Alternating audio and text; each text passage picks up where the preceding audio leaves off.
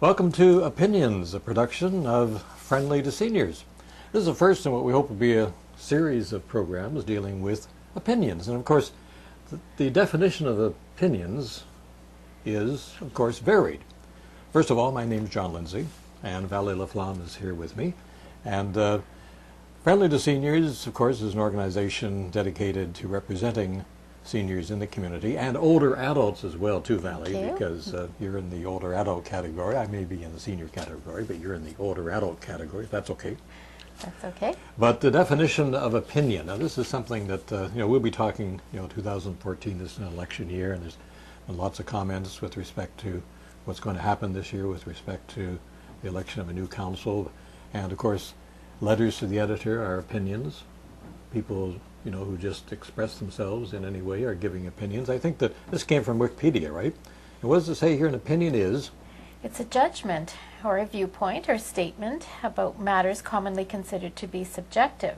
For instance, what's that mean exactly? Well, it's based on which is less than absolutely certain. It's a result of emotion or interpretation of facts. So that sounds like a lot of letters to the editor, doesn't it? Right, right. And their perspectives change.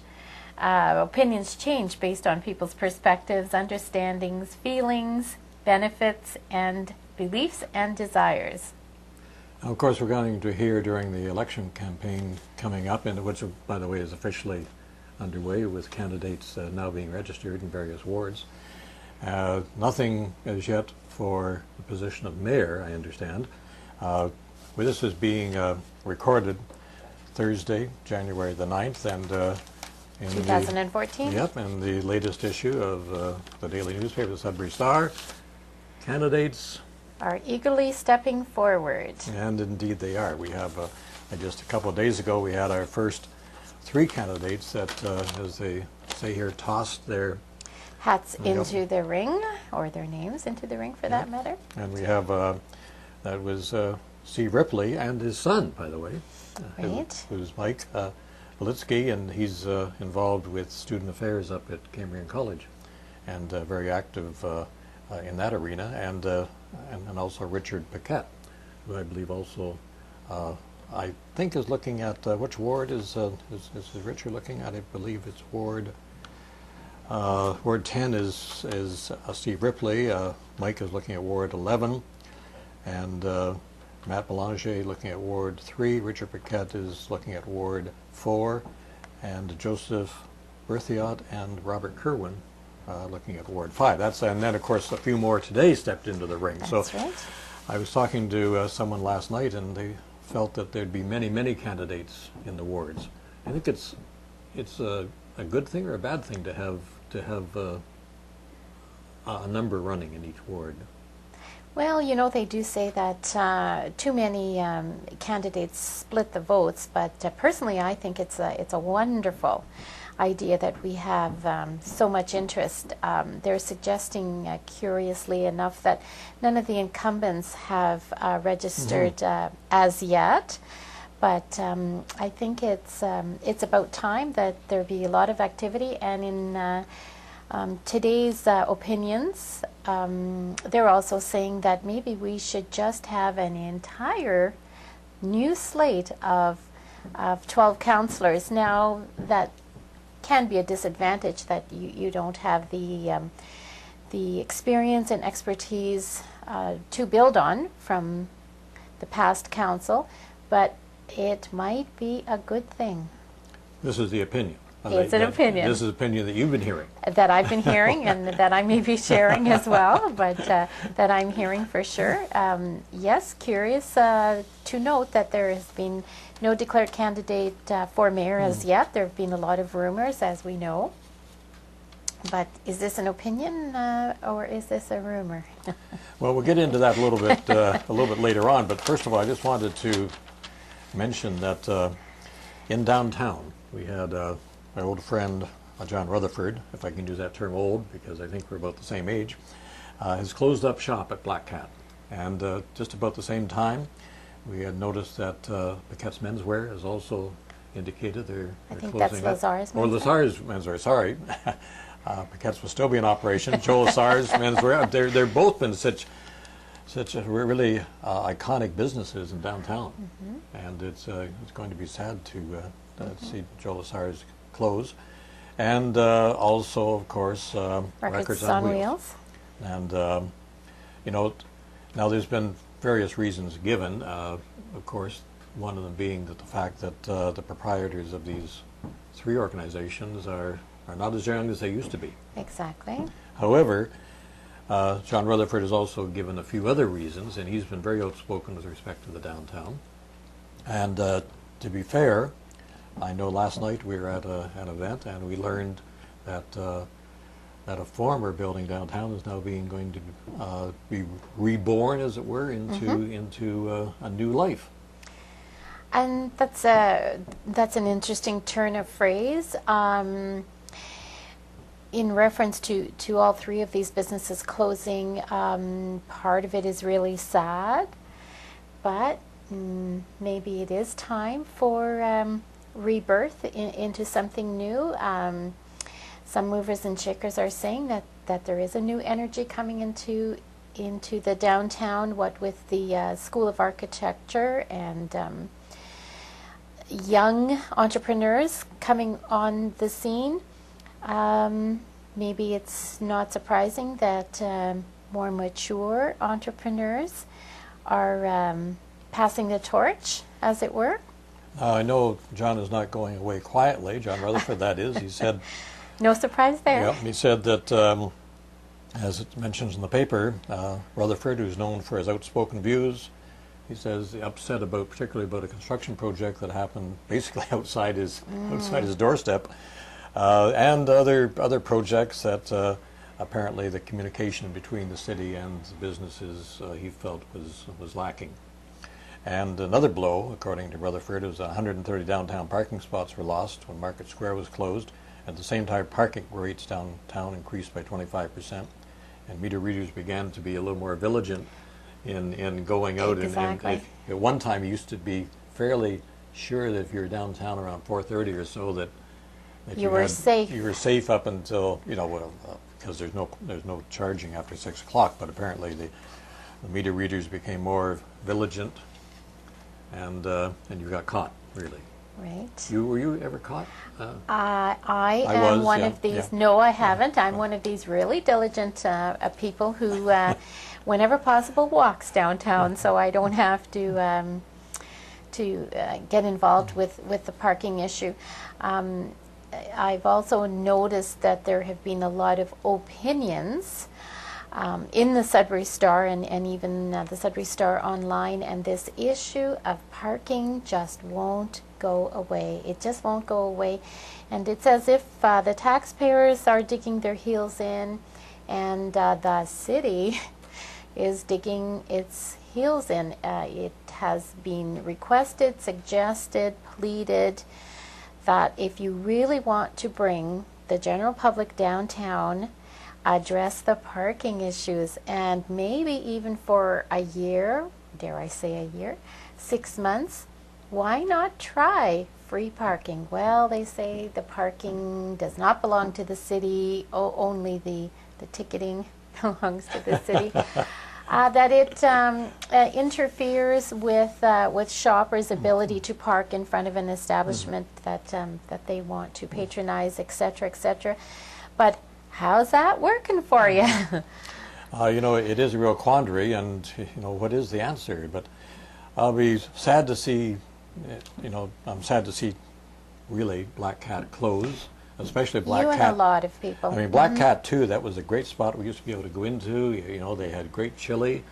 They had other muffins. It was a great spot to go in it was sort of like a coffee house type of environment. It was a great spot, and John did a good job on that. And also they displayed local art as well too. And now Black Cat too, of course, closed a number of years ago, and Black Cat itself is now gone, and it's too bad. John and I worked together on a number of projects. I think, just a little aside here, I know that when the hospital was closed, the old general hospital was closed, and the city said they were having a very difficult time getting a hold of the developer. And John came over to our office, and in this very room, we phoned the developer ourselves and got hold of him on the phone with no difficulty whatsoever. The city wasn't able to do that, and of course that was perhaps one of the reasons why our former mayor didn't have success, because I know that there was a lot of citizen upset with respect to losing the general hospital site. However, it looks like it's going to become a condominium, and that hopefully will be rented out, and people will have accommodations that would be second to none, probably, in the city. Apparently. Not that we could afford it I was ourselves, just going but to say, it will not fall in the realm of seniors' affordable housing, but we luckily do have a number of other options. But no, I don't think I'll be calling the mover any day soon to be moving into that area. Now, there's one area you're talking about housing, and hopefully in this particular program, what we call Opinions, we're going to be discussing other issues besides housing. We're going to be looking at healthcare. We're going to be looking at the aspect of a casino for Sudbury, pros and cons. Friendly to Seniors has taken a position that perhaps the casino is not in our best interest. And of course, Friendly to Seniors itself, we did an actual scientific survey and also focus groups, and we talked to many seniors a number of years ago. We came up with a number of recommendations, and I noticed that one of them I was just looking at the other day was that safer walking in downtown by moving parking meters, clearing snow, sanding and salting on sidewalks and parking lots, removing the parking meters close to the building so that you'd be able to clear away the snow. And I see that Lionel Rudd, and another friend of ours, and somewhat outspoken with his opinions, has suggested the same thing, that perhaps we would find it easier to go downtown if we didn't have to climb over those snowbanks to try to get even into the stores, let alone to the parking meter.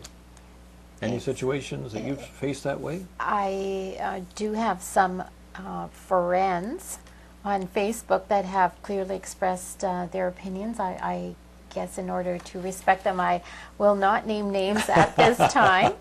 But we want to say that on our opinions program, our intent is we're not going to slander anybody or be involved in a libel action, of course, and we tend to be relatively positive and or helpful. And then helpful. And they're not always mutually exclusive. I guess the humor in that is trying to climb over the snowbanks to actually reach the meter. But if you find a meter that has time on it, so you have to climb over the snowbank anyway to find a meter that has some time on it so that you can park at it.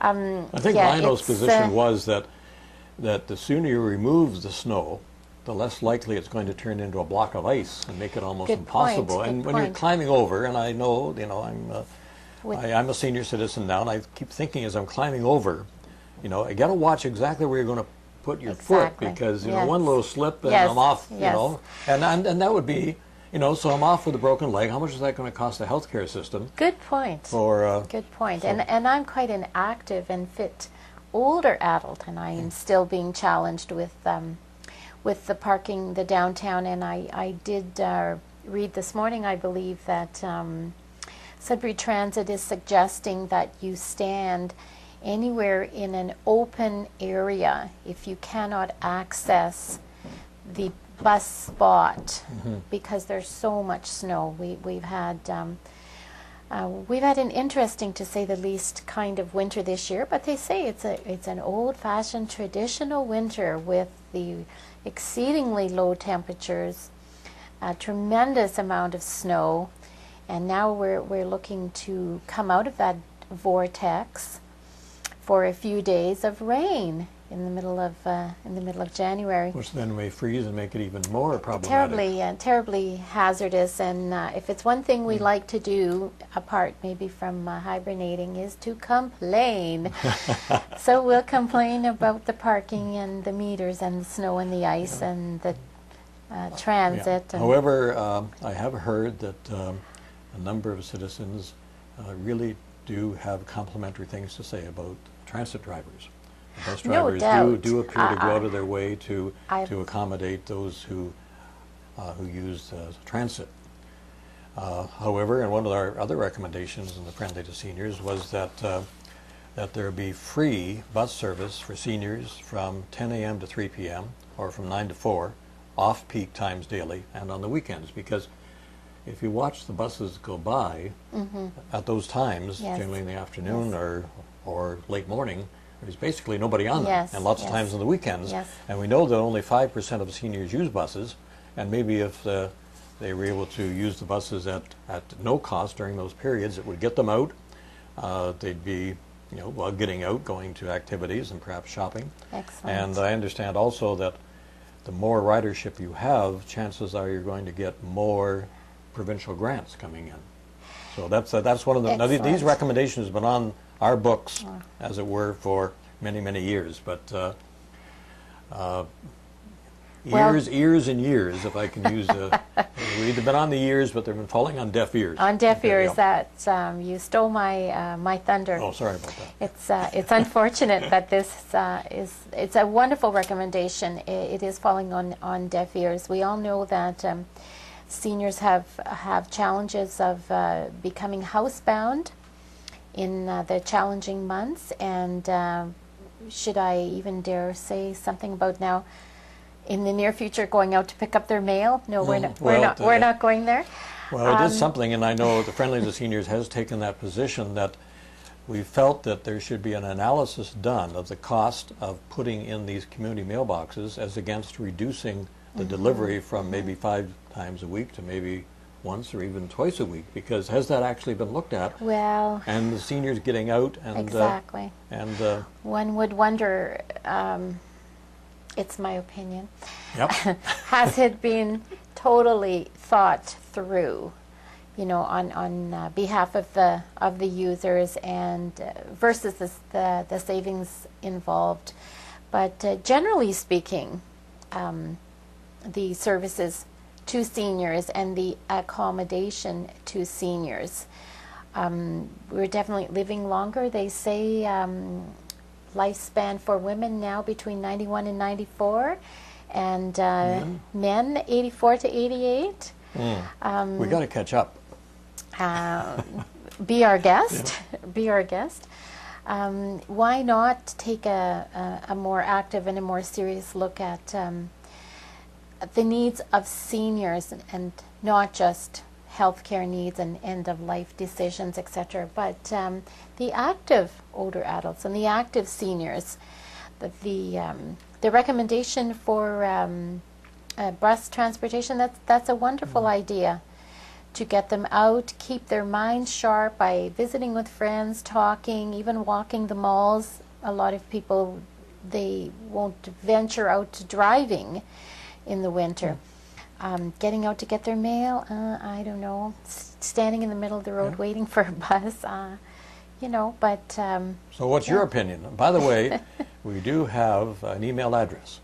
It's opinions.friendly to seniors, only the initials, opinions.fts@gmail.com. So if you have any opinions yourself, or would you like to sit in position here as Vally is sitting in, well then you're most welcome. Once again, Vally Laflamme is joining me, John Lindsay, Friendly to Seniors, and our website is friendlytoseniors.ca, and you'll find 3 communities, Sudbury, Windsor, and Toronto. Just click on Sudbury, and you'll go to all the information on our Challenges of Aging survey and report, on the alternate level of care issue, and also on the casino issue as well too, and other topics discussed on Friendly to Seniors, because there's more of us than ever before. Exactly. We're everywhere. Exactly. And we'd love to hear from you. We welcome your opinions. Did you want to touch on the casino issue? Well, we're going to have, as a matter of fact, we're going to have Dorothy Thompson, who's one of our members. Yes. And Dorothy is a gambler herself, and okay. And she's I'm not. No, she's against casinos, but she's a gambler, so she appreciates the gambling situation. She'll be along with us. We also hope to have people representing the cycling community to join us. Also, some health people along on this opinions production program, whatever you want to call it, because nowadays with the multimedia, you're never exactly sure where you're going to show up. Everything except Twitter, because we do go longer than 144 characters. But just in the time remaining, talking about the election coming up, and that's foremost in people's minds since the candidates are coming forward. And I notice the Taxpayers Association has been talking recently. Now, we're not associated with the Taxpayers Association. Are they called association, or is it ratepayers? I'm not sure. Dan Mellison is the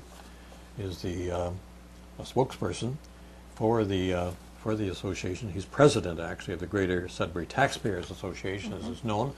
And he said in his latest report that council has failed votes in several key areas.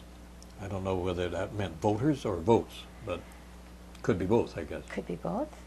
And I think this follows up on another report that dealt with Windsor, and there's an actual story, and then Dan had a report on that as well too.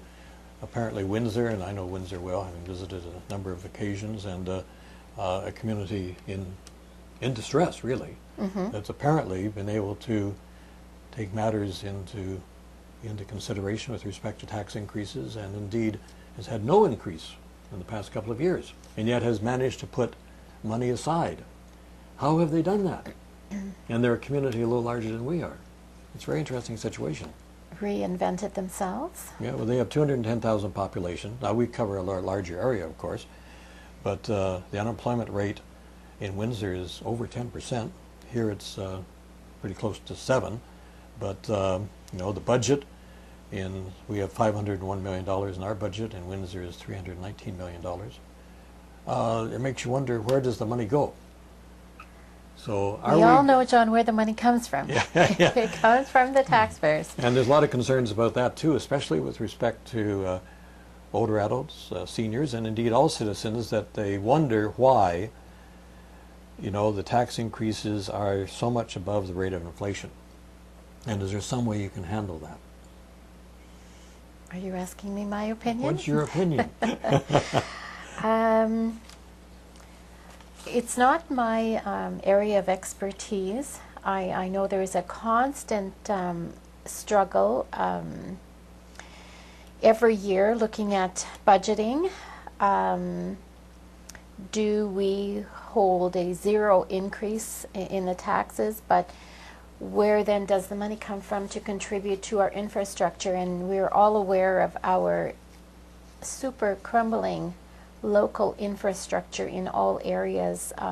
Roads, everyone's always complaining about roads, but it's not just roads. It's a very, it's a multifaceted area for discussion and comment and study, I think, because I know that one letter we had here from Simon Gillette, who writes quite frequently, amalgamation streamlining, a myth, and many others have commented on that as certainly. Well too. We hear that from the outlying areas that say that the services aren't the same as we had before. They said they would, there would be no reduction in services, and that we'd be actually saving money. And it says that... Did a politician say that? Well, as Simon says, can anybody enlighten me on this puzzle?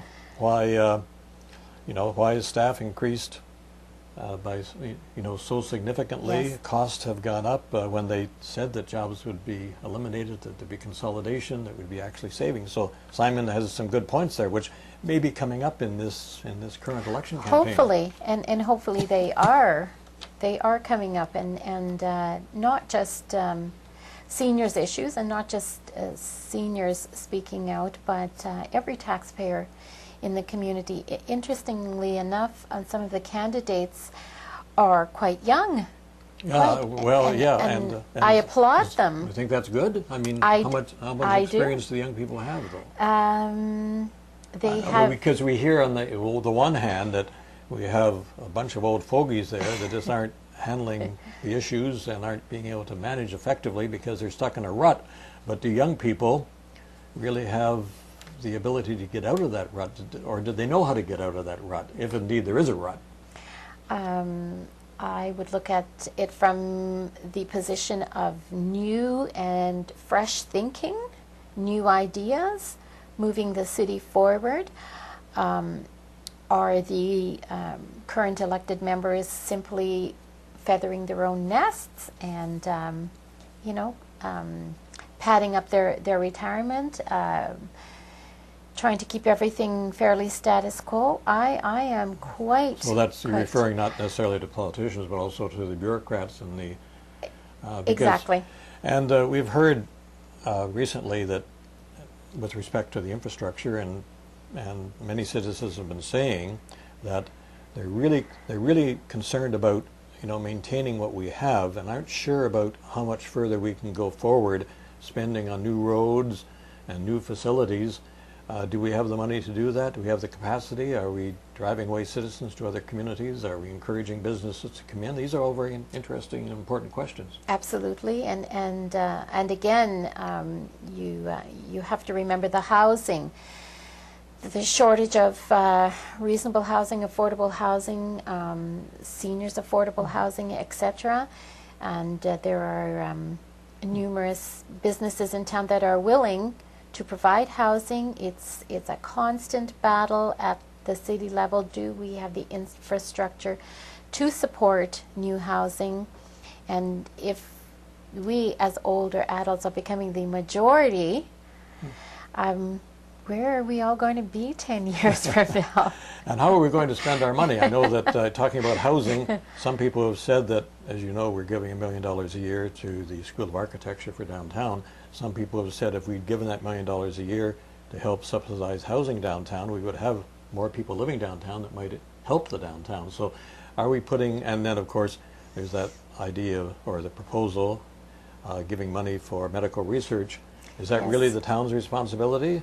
I'm not giving an opinion on that. I'm just saying that a lot of people have said, what is the city's real responsibility? Is it for infrastructure?